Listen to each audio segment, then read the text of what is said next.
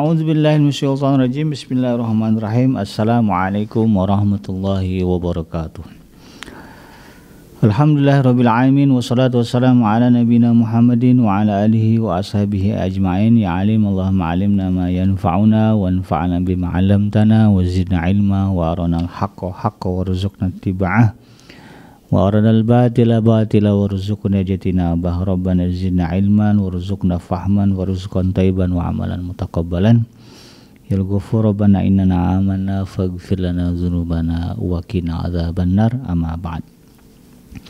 Alhamdulillah, segala puji adalah milik Allah, Tuhan semesta alam yang telah menciptakan kita, dan karena rahmat dari Allah Subhanahu wa taala kembali kita berjumpa di channel iDream TV dalam program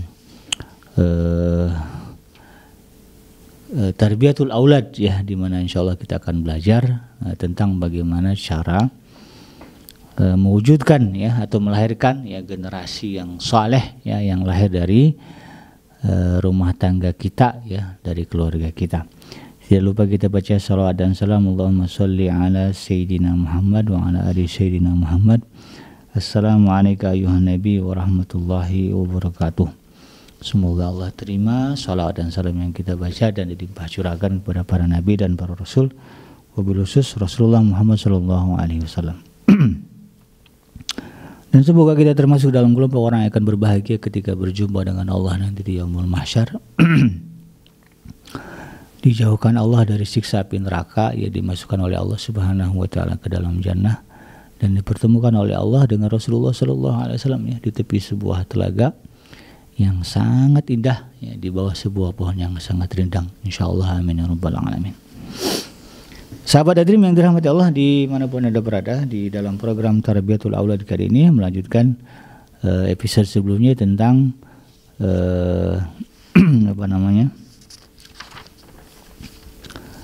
pendidikan seks, ya, di dalam keluarga, ya, untuk anak-anak kita.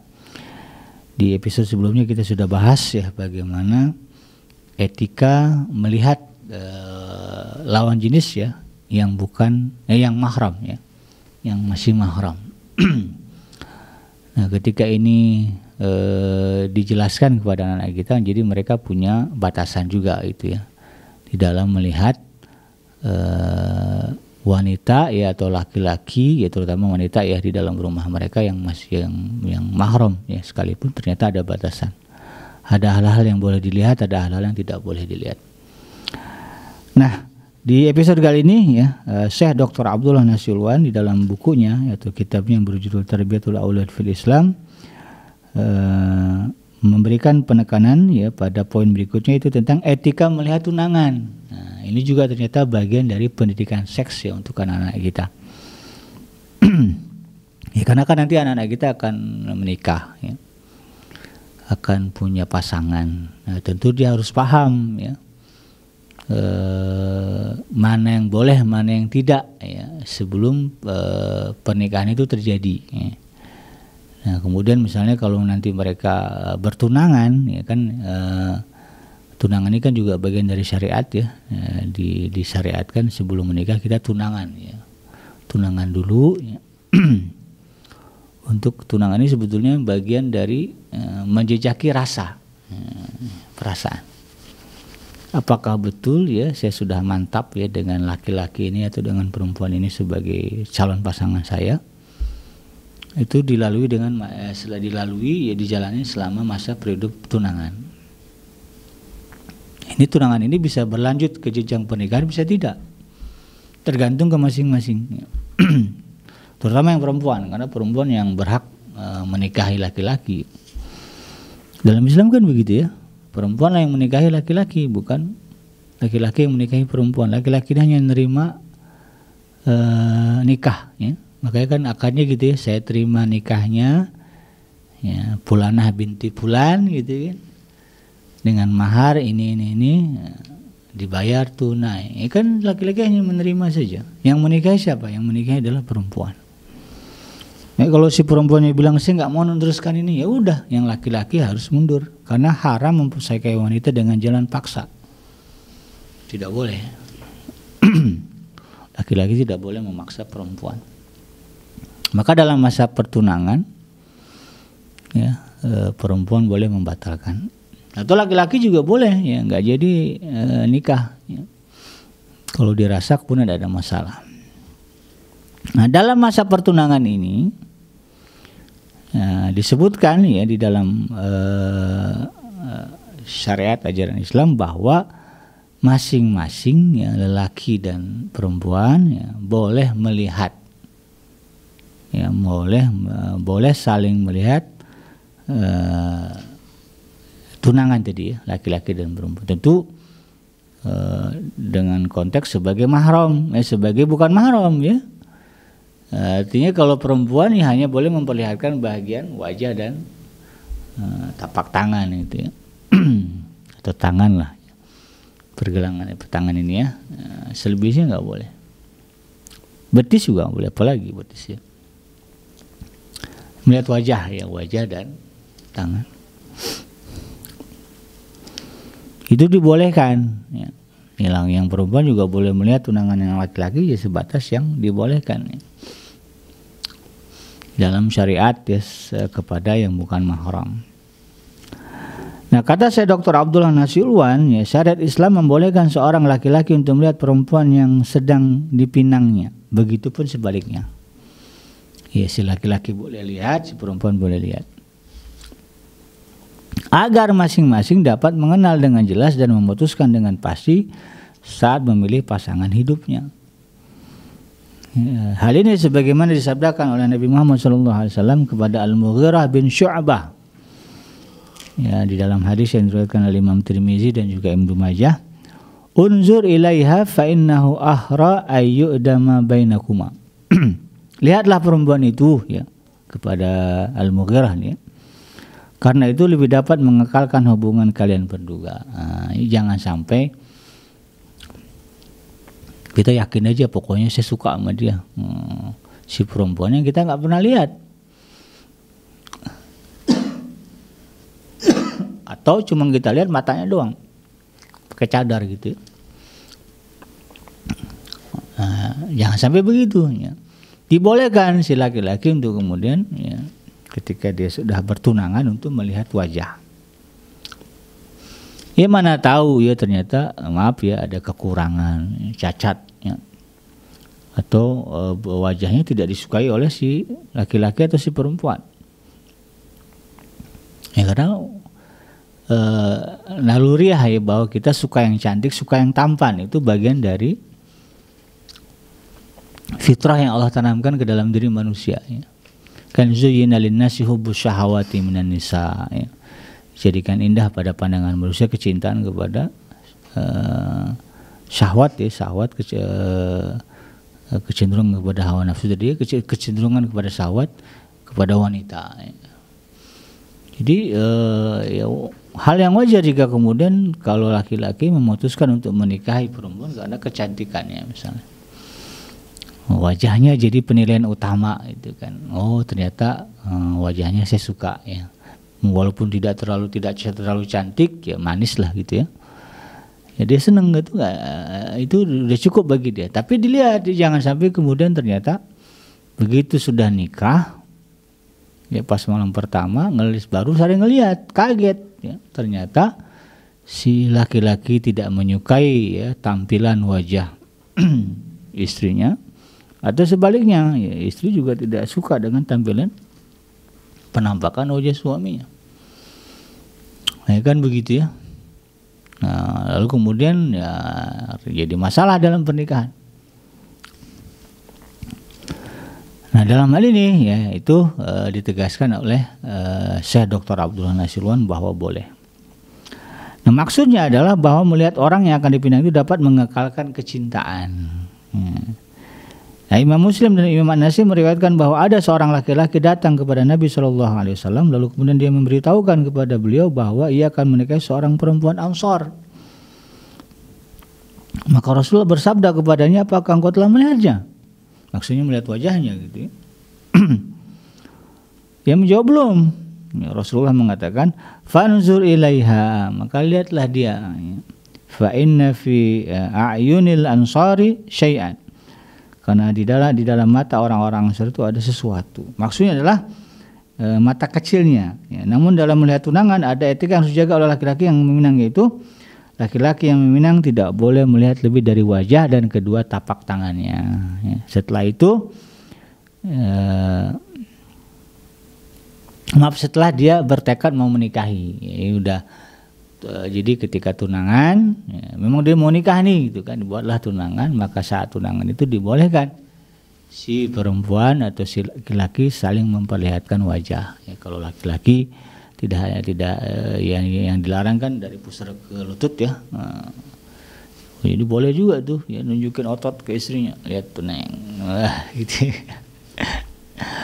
Ya boleh ya, atau nunjukin betisnya. Wah ya, karena ada juga perempuan menilai laki-laki itu gentle dari otot dan betis gitu. Wah banyak bulu kakinya gitu. Ya nggak ada masalah gitu ya. Tapi untuk perempuan, laki-laki hanya boleh melihat bagian wajah dan tapak tangan. Ini tapak tangan ini juga bisa kelihatan ya halus. Oh berarti ini perempuan bisa merawat diri gitu ya, bisa aja, bisa dinilai lah gitu ya. Wajah juga sama. Kemudian kata saya Dr. Abdul Nasir Ulwan, dikatakan tidak dibolehkan melihatnya berulang-ulang jika memang diperlukan ya. Sampai kemudian terbayang-bayang wajahnya dalam ingatan. Jadi sebatas memenuhi rasa penasaran saja. Ini sebetulnya dia sempurna nggak sih? Atau jangan-jangan maaf ya, sumbing misalnya, ya, bibirnya, ya, atau misalnya ternyata matanya belok, ya, bukan matanya, ternyata misalnya hidungnya, maaf ya pesek gitu ya. Dia senangnya yang mancung gitu ya. Misalnya, gitu kan. Jadi untuk memenuhi rasa penasaran saja. Setelah itu tidak usahlah kemudian lagi ya ditengok lagi sering-sering ketemu. Tidak dibolehkan ya melihatnya berulang-ulang.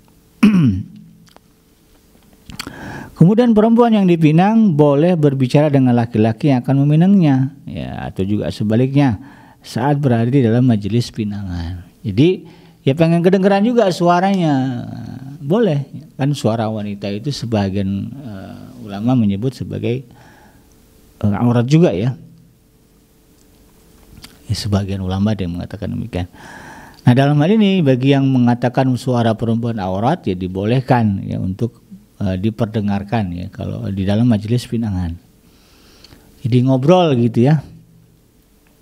Ya nanya namanya siapa, Aisyah. Nah mungkin kalau baru kenal ya.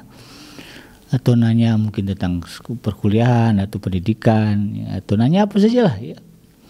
Yang intinya kita membuka rasa penasaran kita tentang menjawab rasa penasaran tentang suara ya. Oh suaranya merdu, oh suaranya baik, suaranya cempreng bagaimana gitu ya. Tergantung ya. Yang laki-laki, yang perempuan juga sama, dia pengen dengar suara laki-laki boleh. Nanti dia bisa menilai oh suaranya begini, kemungkinan orangnya berwibawa itu ya. Ya. Kemudian tapi itu hanya di majelis pinangan. Kata saya Dr. Abdullah Nasir Ulwan. Kemudian tidak boleh bersalaman dengan perempuan yang akan dipinangnya karena ia masih bukan mahramnya. Jadi ini juga bagian dari etika ya secara umum. Dalam Islam itu tidak ada ya salaman antara laki dan perempuan yang bukan mahram. Saya waktu di Malaysia itu diterapkan ya. Kita dengan perempuan itu nggak ada salaman, bahkan begini pun tidak. Kalau udah ketemu nih, ya misalnya kita dengan istri kita, teman kita dengan istri kita, kita ketemu, ya kita hanya menyapa dan salaman dengan laki-laki. Yang perempuan istri kita dengan istri dia, udah. Tidak ada kemudian kita menyetorkan tangan kepada istri orang ya, atau kepada wanita lain yang bukan mahram. Nah, di Indonesia kadang-kadang masih belum tertanam dengan baik ya. Jadi kadang-kadang santri ya, atau santriwati ya, cium tangan dengan gurunya, dengan ustadznya, salaman ya, walaupun ya dia takzim ya. Masih ada yang begitu gitu kan. Sebaiknya dia dihindarkan. Atau di kampus yang mahasiswi dengan dosennya sebisa mungkin dihindarkan. Kadang-kadang ya ada juga yang modelnya kalau nggak cium tangan merasa tidak menghormati gitu ya. Atau kalau ditolak salamannya dia merasa kecil hati ya, susah juga. Ya intinya belajarlah ya supaya paham ya, jangan sampai kemudian merasa kecil hati kalau dosennya nolak salaman ya. Atau ada laki-laki yang disodorkan tangannya dia nggak mau salaman. Itu justru bagian dari memuliakan perempuan. Jangan merasa kecil hati, jangan merasa hina itu. Nah, dengan tunangan juga sama, walaupun ini kita konteksnya serius menikahi, tetap tidak boleh bersentuhan ya, tangan. Diriwayatkan dalam hadis yang termaktub dalam kitab yang hadis Imam Bukhari ya, dari Sayyidah Aisyah dikatakan bahwa tangan Rasulullah SAW sama sekali tidak pernah menyentuh tangan perempuan saat membaiatnya. Baiat hanya berupa ucapan saja. Ya. Ada juga tuh kadang-kadang ya, ulama-ulama tarekat ya ketika membaiat yang perempuan pakai serban. Ya serbannya diulurin, suruh perempuan pegang serbannya. Itu. Jadi nggak tangan. Kalau dengan laki-laki kan tangan ya, pegang tangan laki-laki. Sampai seperti itu. Kemudian laki-laki dan perempuan yang dipinang tidak boleh berduaan, ya. Ya. Kecuali ditemani oleh seorang mahram. Ya. Karena Islam mengharamkan berduaan bagi laki-laki dan perempuan yang bukan mahram seperti yang diriwayatkan oleh Imam Bukhari ya. Dalam hadisnya la yakhluwanna rajulun bimra'atin wala tusafiranna mur'atun illa wa ma'aha mahramun. Janganlah laki-laki dan perempuan berduaan dan jangan pula perempuan bepergian kecuali ditemani oleh mahramnya. Nah, ini kata Syekh Dr. Abdul Nasrullah dikatakan perlu diterangkan bahwa yang sering terjadi di tengah-tengah masyarakat kita ya saat masa pinangan, laki-laki dan perempuan yang dipinang berduaan tanpa memperhatikan batasan dengan alasan ingin mengenal satu sama lain. Nah, ini dikoreksi lah ya. Kan udah tunangan, udah serius mau nikah, bolehlah gitu ya. Berlama-lama berdua-duaan nggak boleh ya. Tetap tidak boleh. Dan jangan dijadikan sebagai hal yang biasa. Warawiri bonceng sana bonceng sini ya, kesana kemari berdua-duaan merasa sudah setengah sah, itu tidak boleh ya.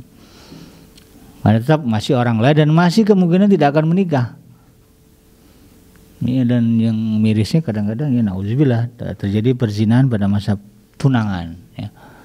Ya, begitu udah selesai berzina ya setan kan misinya begitu ya. Nah, udah tuh ya dicabut ya rasa sukanya itu ya dari pasangannya, lalu kemudian nggak jadi nikah. Bayangkan ya udah nikah sekalipun kalau udah didahului zina, itu adalah pernikahan yang perkawinan yang tidak akan mendapatkan berkah dari Allah karena sudah diawali dengan dosa ya, dosa besar lagi. Nah, jadi harus dihindarkan. Makanya ya jangan berdua-duaan gitu. Ya. Dan perilaku berdua-duaan itu lebih merugikan pihak perempuan karena menjadi bahan gunjingan ya, daripada laki-laki. Ya, kalau ada apa-apa kan yang digunjingkan kan perempuan. Ya, apalagi kalau nauzubillah ya hamil kemudian zina kemudian hamil, yang jadi korban yang paling belangsak ya perempuan. Kata orang Betawi begitu ya. Jadi ini yang kemudian kita harus ajarkan kepada anak kita. Nanti kalau kamu tunangan ya, tetap ini batasannya ya. Boleh melihat, boleh mendengar suara ya. Ya, boleh berbicara gitu ya, tetapi tidak sering dan kemudian tidak berdua-duaan. Sampai nanti kamu nikah. Maka di sini juga ada kebijakan jangan berlama-lama tunangannya, ya, setahunan nggak boleh. Ya. Kalau boleh hitungan minggu, pekan lah ya, sepekan 2 pekan kemudian menikah, ya, atau sebulan 2 bulan kemudian menikah. Jangan tahunan ya, kasihan nanti nggak tahan ya, terjerumus ke dalam perzinahan. Nauzubillahi min dzalik. Demikian sahabat Dadri, mudah-mudahan bermanfaat ya. Yang benar datang dari Allah Subhanahu wa taala dan yang salah semata-mata lahir dari kealfaan dan kehilapan saya pribadi. Saya bikinnya pamit undur.